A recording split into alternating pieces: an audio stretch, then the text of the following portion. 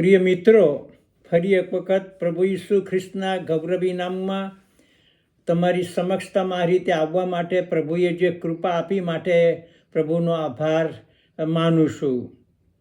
November મહિનો આજે પૂરો થશે અને આવતીકાલે આપણે ડિસેમ્બર મહિનામાં પ્રવેશ કરીશું અને એટલા માટે તમારી આગળ પ્રભુનો માર્ગ તૈયાર કરો એ વિષય ઉપર વાત કરવાની ઈચ્છા રાખું છું. અને એને માટે જૂના કરારનું જે માલાખીનું પુસ્તક એને લાવવા માગું છું.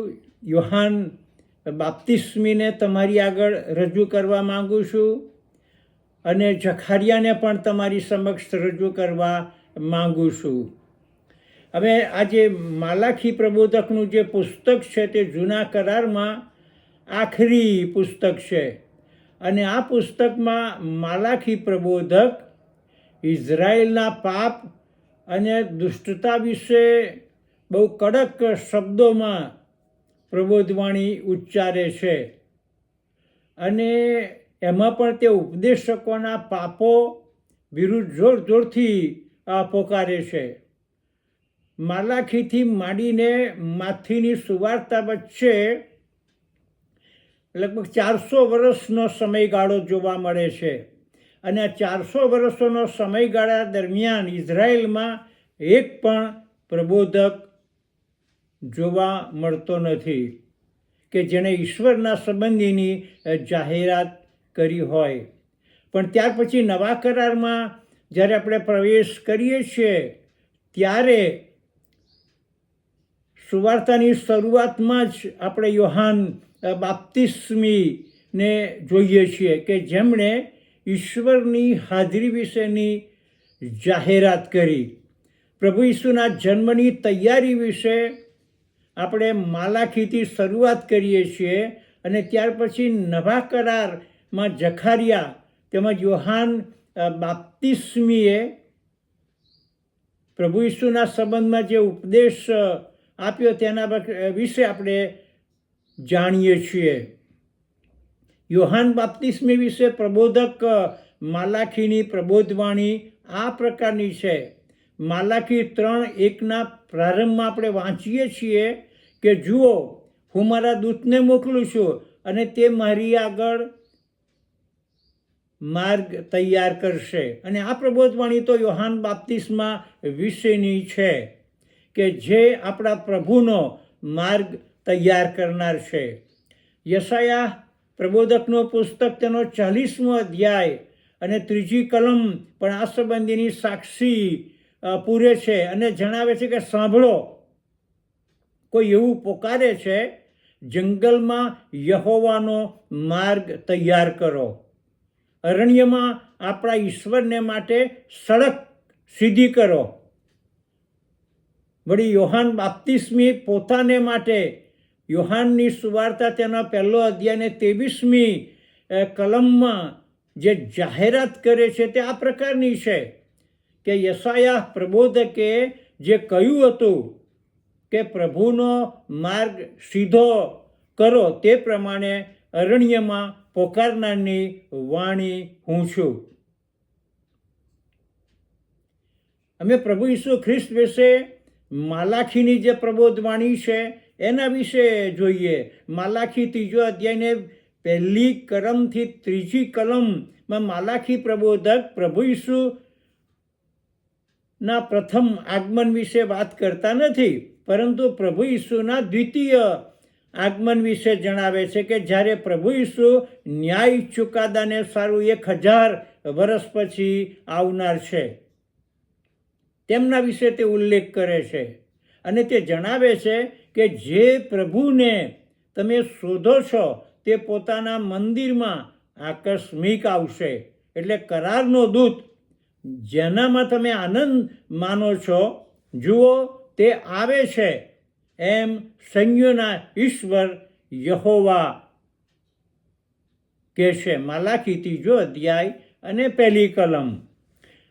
હવે જખારિયાનું જે કૃત્ય અને પ્રભુના દૂત સાથે જે વાર્તાલાપ થાય છે તેના વિશે આપણે જોઈએ.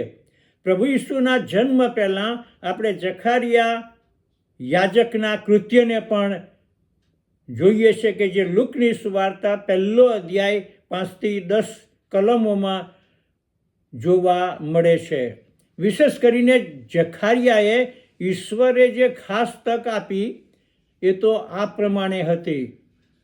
હવે તે પોતાના વર્ગના વારા પ્રમાણે યાજકનું કામ ઈશ્વરની આગળ કરતો હતો અને એવામાં યાજક પદના રિવાજ પ્રમાણે પ્રભુના મંદિરમાં જઈને ધૂપ ચડાવવાનો તેનો વારો આવ્યો. હવે આના સંબંધી કેટલાક સ્કોલરોનું કહેવું છે કે તે સમયમાં ઇઝરાયલમાં 20,000 યાજકો હતા અને તેઓની પસંદગી ચિઠ્ઠીઓ નાખીને કરવામાં આવતી હતી. જોકે તેઓને એ જ સપ્તાહ દરમિયાન ફરીથી એવી પસંદગી કરવાની તક આપવામાં આવતી નહોતી. જખારિયાને ઈશ્વરનો જે સંદેશો મળ્યો તેની વિગતવાર માહિતી એકલો લુક સુવાર્તિક આપણને આપે છે. અને પ્રભુના દૂતે તેને કહ્યું કે ગભરાઈશ નહીં જખારિયા, કેમ કે તારી વિનંતી સાંભળવામાં આવી છે ને તારી પત્ની એલિસાબેતને દીકરો થશે ને તેનું નામ તું યોહાન પાડશે. તને હર્ષ તથા આનંદ પ્રાપ્ત થશે ને તેના જન્મને લીધે ઘણા હરખાશે અને તે પોતાની માના પેટથી પવિત્ર આત્માએ તથા પરાક્રમે ભરપૂર થશે. તે એલિયાના આત્માએ તથા પરાક્રમે પ્રભુની આગળ ચાલશે, એ માટે કે તે પિતાઓના મન છોકરા તરફ તથા ન માનનારાઓને ન્યાયીઓના જ્ઞાન પ્રમાણે ચાલવાને ફેરવે અને પ્રભુને માટે સિદ્ધ થયેલી પ્રજા તૈયાર કરે. અને આ વાત તો લુકની સુવાર્તા 1 અધ્યાય 11મી કલમથી માંડીને 17મી કલમોમાં આવે છે. જખારિયા યાજક હતો, પરંતુ છેવટે તે પણ માણસ હતો અને તેને શંકા ઊભી થઈ અને તે આ પ્રકારની હતી કે એ મને સાથી જણાય, કેમ કે હું તો વૃદ્ધ છું ને મારી પત્ની ઘણા વર્ષની થઈ છે. લુક 1:18. જ્યારે ગાબ્રિએલ દૂતે તેને જવાબ આપ્યો કે એ વાત બનશે તે દિવસ સુધી તું મૂંગો રહેશે ને બોલી શકશે નહીં, કેમ કે મારી વાતો જે ઠરાવેલે સમયે પૂરી થશે તેઓનો વિશ્વાસ તે કર્યો નથી.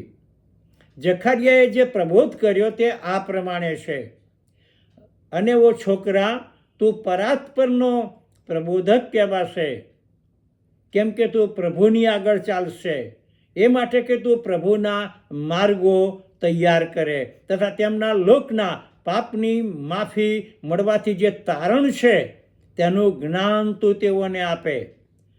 આપણા ઈશ્વરની ઘણી દયાથી અરુણોદય ઉપરથી આપણા પર તે આવશે, જેથી અંધારામાં તથા મરણની છાયામાં જેઓ બેઠેલા છે તેઓને તે પ્રકાશ પમાડે તથા આપણા પગને શાંતિના માર્ગમાં તે દોરી જાય. લુકની સુવાર્તા 1 અધ્યાય 76મી કલમથી 80 કલમમાં આ વાત આવે છે. યોહાન બાપ્તિસ્મીની સેવા વિશે આપણે જોઈએ. માર્ક સુવાર્તિક યોહાન બાપ્તિસ્મીના સેવા કાર્ય વિશે પણ જણાવે છે. ઈશ્વરના પુત્ર ઈસુ ખ્રિસ્તની આજે સુવાર્તાનો આરંભ યશાયા પ્રબોધકના પુસ્તકમાં લખેલું છે અને તે પ્રમાણે જે જણાવે છે તે, જો હું તારી આગળ મારા દૂતને મોકલું છું અને તે તારી આગળ તારો માર્ગ તૈયાર કરશે. અરણ્યમાં કોઈ પુકાર કરી રહ્યું છે કે પ્રભુનો માર્ગ તૈયાર કરો, તેમના રસ્તા સીધા કરો. અને એ પ્રમાણે આપણે જોઈએ છે તો યોહાન જે અરણ્યમાં બાપ્તિસ્મા આપતો હતો અને પાપોની માફીને માટે તે પસ્તાવાનું બાપ્તિસ્મા ની જાહેરાત તે કરે છે. અને બીજે દિવસે યોહાન પોતાની પાસે ઈસુને આવતા જોઈને જણાવે છે કે જુઓ ઈશ્વરનું હલવાન જે જગતનું પાપ દૂર કરે છે.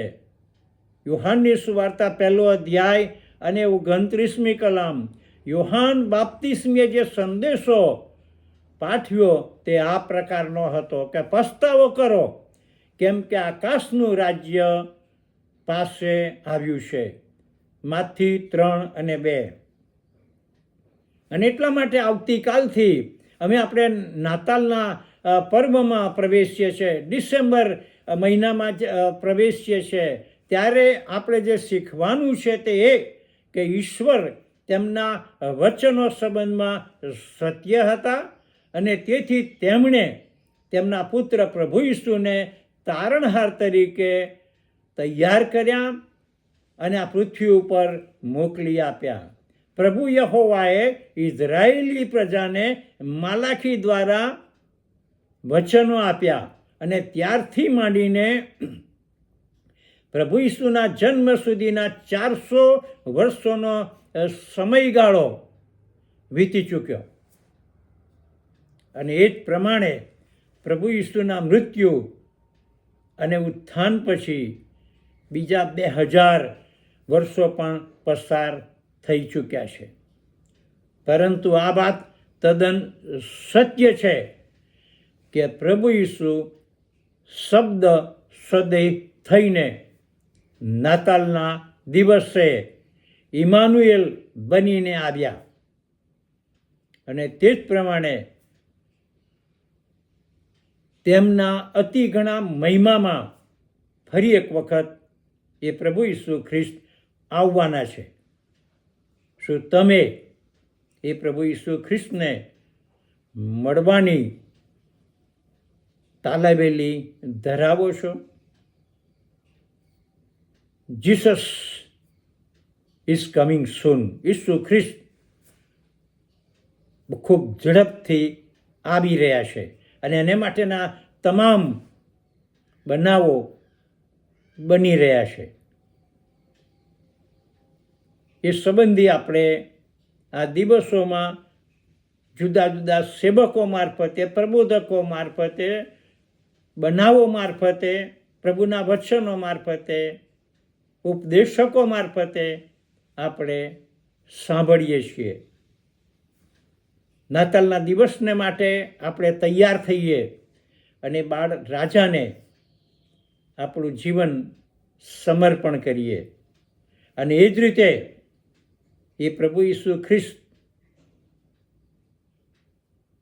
એની કન્યાને લેવાને માટે આવી રહ્યા છે અને એને માટે એ સેકન્ડ કમિંગને માટે પણ આપણે તૈયાર થઈએ. પ્રભુ આ વાતો સમજવાને માટે આપણ સર્વની મદદ કરે. આ વચનને માટે પ્રભુનો આભાર માનું છું અને તમારી સંગતિને માટે પણ પ્રભુનો આભાર માનું છું. પ્રભુની ઈચ્છામાં ફરી આપણે મળતા રહીશું. God bless you. ઈશ્વર તમને આશીર્વાદ આપે. Thank you.